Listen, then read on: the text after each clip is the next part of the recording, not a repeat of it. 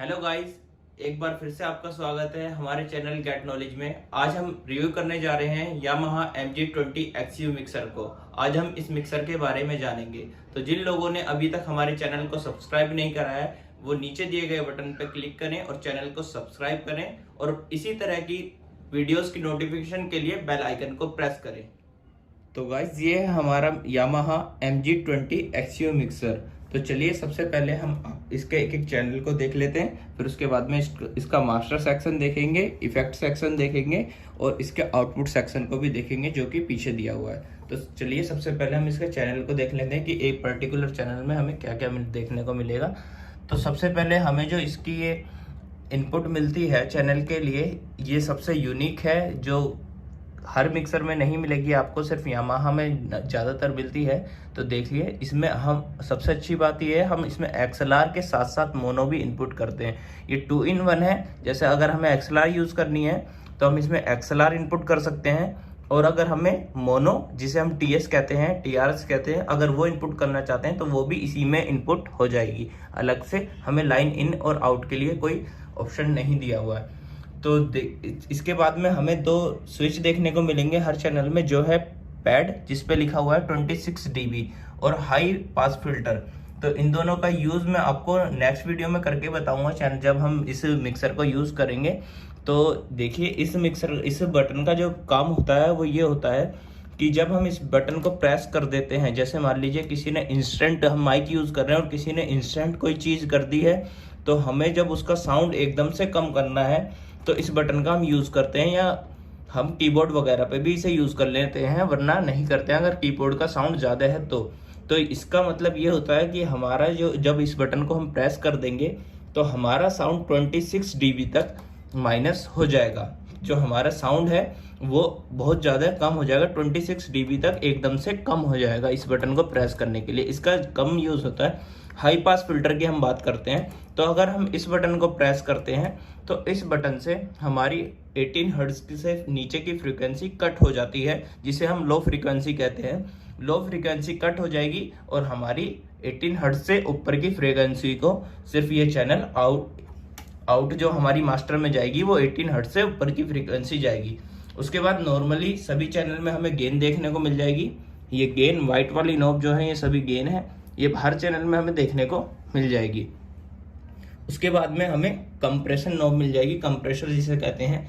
तो इसके बारे में मैं आपको एक नेक्स्ट अलग वीडियो में बता दूंगा, लेकिन इस वीडियो में थोड़ा सा मैं आपको समझा देता हूँ। जैसे मान लीजिए कोई सिंगर सिंगिंग कर रहा है और बाकी सारे इंस्ट्रूमेंट चल रहे हैं, तो अगर हमें सिंगर की वॉइस को ऊपर रखना है तो इसका थोड़ा सा यूज़ हो जाता है। और एक आसान भाषा में अगर हम शब्दों में इसे कहें तो इसका मतलब होता है साइज को कंप्रेस करना।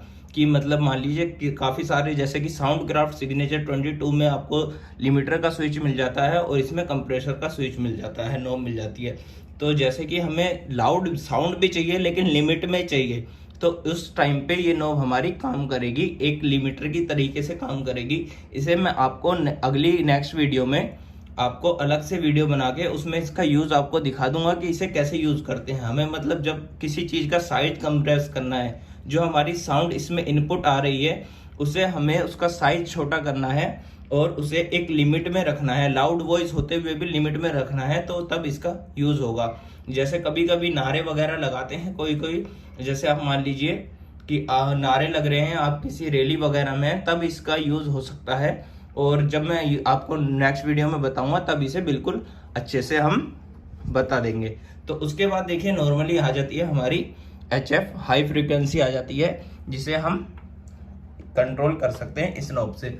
उसके बाद मिड के हमें 2 नॉब मिलती हैं। तो ये देखिए, ये दोनों एक कॉम्बिनेशन पे काम करती है। जो यामाहा में ये नॉब है वो एक तरीके से कॉम्बिनेशन पे काम करते हैं, जिसमें 250 से 5000 हर्ट्ज तक आप इससे सेलेक्ट कर सकते हैं कि आपको कितनी फ्रीक्वेंसी रखनी है, और उस फ्रीक्वेंसी को फिर माइनस करना है या प्लस करना है वो इसकी दूसरी वाली नॉब से सिलेक्ट होगा। तो आप इन दोनों को एक साथ, ये कॉम्बिनेशन में काम करती हैं। ये मिड की हमारी नॉब है।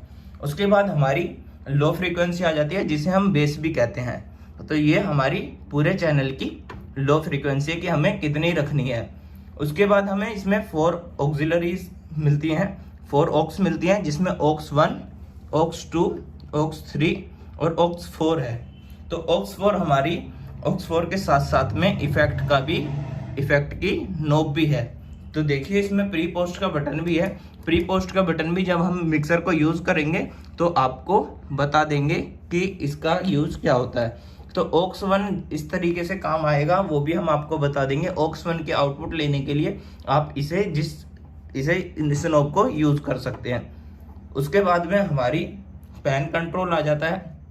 पैन कंट्रोल हमारा लेफ्ट और राइट होता है कि आपको लेफ्ट में साउंड चाहिए या राइट में, और बीच में रखेंगे तो लेफ्ट राइट दोनों में इसका साउंड आएगा। उसके बाद में हमारा स्विच आ जाता है जिसे हम ऑन ऑफ का बटन कहते हैं, जो हमारा पर्टिकुलर चैनल को ऑन रखना है या ऑफ रखना है इस चीज़ का स्विच है। तो इसमें देखिए मेरा एक चैनल खराब है इसलिए इसकी एलईडी कंटिन्यू ब्लिंकिंग है। अगर आप इस चैनल को प्रेस कर देंगे तो हमारा चैनल ऑन हो जाएगा। तो जैसे ही हमारा चैनल ऑन हो जाएगा तो वो ये लाइट ऑन हो जाएगी, ऑरेंज लाइट है। उसके बाद में ये हमारा फेडर आ जाता है, और फेडर के साथ साथ जैसे मान लीजिए हमने चैनल को ऊपर उठा दिया है और उसके बाद हमने अपना चैनल सेट कर लिया। उसके बाद में आपको स्टीरियो का बटन मिलेगा। स्टीरियो प्रेस करने पे जो हमारी लेफ्ट और राइट है, लेफ्ट और राइट में इसकी आउटपुट चली जाएगी, जो हमारा मास्टर सेक्शन है। अब इसमें ग्रुप 1 और 2, 3 और 4 का स्विच मिलेगा, जिससे आप इसकी आउटपुट को ग्रुप 1, 2 में भेज सकते हैं, ग्रुप 3 और 4 में भेज सकते हैं। ग्रुप 1 और 2 आप यूज़ कर सकते हैं। उसके बाद आपको PFL का बटन मिलेगा, जिससे आप पर्टिकुलर चैनल को अपने हेडफोन में मॉनिटर कर सकते हैं। ये हमारा सेक्शन हो गया। उसके बाद में आपको मिलेगा एक फैंटम पावर का स्विच। अगर आप फैंटम पावर यूज़ करना चाहते हैं तो इस स्विच को प्रेस करके यूज़ कर सकते हैं। और आपको देखिए इसमें जो इनपुट मिलने वाली है वो इनपुट हम काउंट करा देते हैं। तो देख लीजिए, आपको ये 20 चैनल का मिक्सर है, लेकिन इसमें इनपुट देख लेते हैं 1 2 3 4 5 6 7 8 9 10 11 12 इनपुट आप लेने के बाद में 13 14 15 16 17 18 और 19 20 एक साथ यूज कर सकते हैं। उसके साथ में आपको ये लाइन इन मिल जाएगी जो हमारी चैनल के लिए है। 17 18 19 20 पे आप MP3 यूज कर सकते हैं। और ऐसे ही इसमें 13 14 में आप मोनो से इन ले सकते हैं। जैसा कि इन सभी इनपुट के लिए आपको एक ही जैक दिया हुआ है, जिसमें आप मोनो TS यानी और XLR दोनों इन कर सकते हैं। इसमें आपको अलग से ऑप्शन मिल जाएगा कि आप अलग से यूज कर सकते हैं। उसके बाद में आ जाता है हमारा मास्टर सेक्शन। तो मास्टर सेक्शन में हम देख लेते हैं हमारा स्टीरियो, जो कि लेफ्ट और राइट का मास्टर है। इसमें आपको लेफ्ट और राइट अलग अलग नहीं मिलेंगे। अगर आपको लेफ्ट और राइट से आउटपुट चाहिए तो आपको सेम ही फेडर उठाना पड़ेगा, जिस फेडर से आपको लेफ्ट और राइट दोनों में आउटपुट मिलेगी।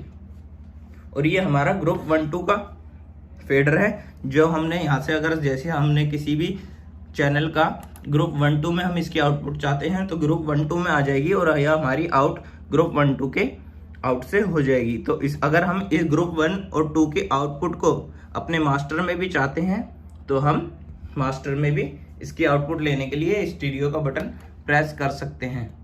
ऐसे ही हमारा ग्रुप 3 और 4 है। तो ये दोनों हम यूज आपको बता दिए। और आपको ग्रुप 1 और 2 3 और 4 को ऑन करने के लिए आपको ये दोनों स्विच ऑन करने पड़ेंगे। उसके बाद आ जाता है हमारा, देखिए ये हमारा सेक्शन आ जाएगा। इस सेक्शन में मैं आपको दिखाता हूँ, ये हमारे ऑक्स के मास्टर हैं। हमने पर्टिकुलर चैनल की ऑक्स खोल दी, लेकिन जब तक हम इसे नहीं खोलेंगे, मान लीजिए हम 4 चैनल की ऑक्स 1 को यूज़ कर रहे हैं, और जब तक हम इसे नहीं खोलेंगे तो हमारी ऑक्स आउट नहीं होगी। तो ये हमारे सभी चैनल्स के मास्टर का ऑक्स का मास्टर है। और ऐसे ही ये ऑक्स 2 का मास्टर है, ये ऑक्स 3 और ये ऑक्स 4। उसके बाद में हमारा इफेक्ट। तो इफेक्ट की अगर हम बात करें तो इफेक्ट में ये देखिए रिवर्ब, ये हमारे 24, इसमें 24 हमें इफेक्ट मिल जाते हैं। तो 24 इफेक्ट के लिए हमें देखिए प्रोग्राम का नॉब दी हुई है, जिसे आप घुमाकर, यानी रोटरी बटन है, इसे आप घुमाकर आप इसे जब प्रेस करेंगे तो हमारा ये सेलेक्ट हो जाएगा। उसके बाद में पैरामीटर, यानी कि आपको जो भी आपने इफेक्ट सेलेक्ट किया है, जैसे कि आप मान लीजिए आपने रिवर्ब होल सेलेक्ट कर लिया, उसका इफेक्ट कितना रखना है कि होल का साइज़ कितना होना चाहिए। जैसे मान लीजिए आप होल यूज़ कर रहे हैं या रिवर्ब होल 2 यूज़ कर रहे हैं, तो होल का साइज कितना होना चाहिए उस साइज को सिलेक्ट करने के लिए ये हमें मिल जाएगा। उसके बाद आपको इफेक्ट ऑन करने के लिए कि आपको इफेक्ट सभी चैनल का ऑन करना है, ये स्विच आपको मिला हुआ है। इस स्विच को आप दबा के इफेक्ट ऑन कर सकते हैं और ये हमारे इफेक्ट का मास्टर है। तो इसमें और उसके बाद में हमें इस मिक्सर में एक चीज़ और देखने को मिलेगी जो है मॉनिटर, कि आपको ऑक्स 4 ऑक्स होते हुए 4 ग्रुप होने के बाद में आपको मॉनिटर के लिए अलग से ये नॉब दी हुई है मॉनिटर और फोन्स की। तो आप मॉनिटर की अलग से आउट ले सकते हैं लेफ्ट और राइट, और मॉनिटर में आपको किस चीज़ का साउंड चाहिए वो आप यहाँ से सेलेक्ट कर सकते हैं कि आपको स्टीरियो का साउंड चाहिए या ग्रुप 1-2 का चाहिए या ग्रुप 3-4 का चाहिए। अगर आप इसे प्रेस कर देंगे तो 3-4 का आएगा और आप प्रेस नहीं करेंगे तो ग्रुप 1-2 का साउंड आएगा। तो ये चीज़ आप यहाँ से सेलेक्ट कर सकते हैं।